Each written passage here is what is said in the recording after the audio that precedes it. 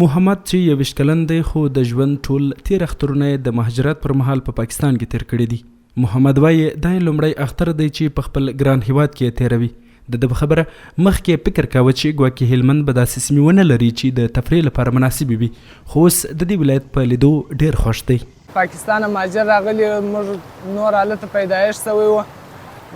افغانستان موږ فکر نه کوئ چې دونه د ښایسته ښکلا لري، خو اوس ډېر خپل هیواد ته چې راغلي یو ډېر خوشحاله یو او ښه ژوند دی. اختر مو اول اختر دی چې دلې مو تېر کړی دی، ډېر خوندور ځای دی. سږ وړوکی اختر ځکه هلمند ته له کندهار، فراه، نیمروز او نور ولایتونو څخه میلوال راغلي دي چې هلمند کې موسم ښایسته او سمسورې سیمې یې زیاتې وي. دلته راغلي میلوال خوښ دي، وایي چې هلمند د میلو لپاره مناسب ځای دی. زه شیر آغا د نیمروز ولایت یم، دلته هلمند ولایت ته راغلی یم ځکه هلمند ډېر ښه آب و هوا لري، دا ښایسته اوبه لري او ډېر ښه خوندور موسم دی.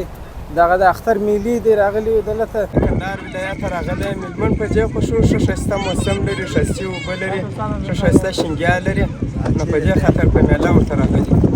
د هلمند ولایت د اطلاعات او کلتور ریاست مسؤلین وایي سږنی اختر دې ولایت ته 120,000 ډېر سیلانیان راغلي دي چې د کجکي بند په ګډون یې له ګڼو تفریحي سیمو څخه لیدنه کړې ده.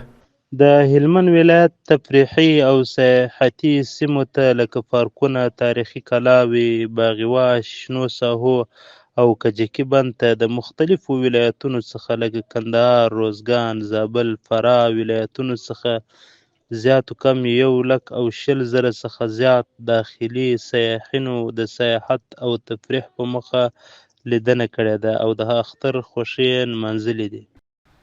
ویلی سو چې سږنی وړوکی اختر په هلمند کې په داسې حال کې راغلی دی چې دې ولایت کې تازه پسرلی سوی دی او بل لور ته د دې ولایت امنیتي مسؤلین هم د ښه امنیت ډاډ ورکړی و.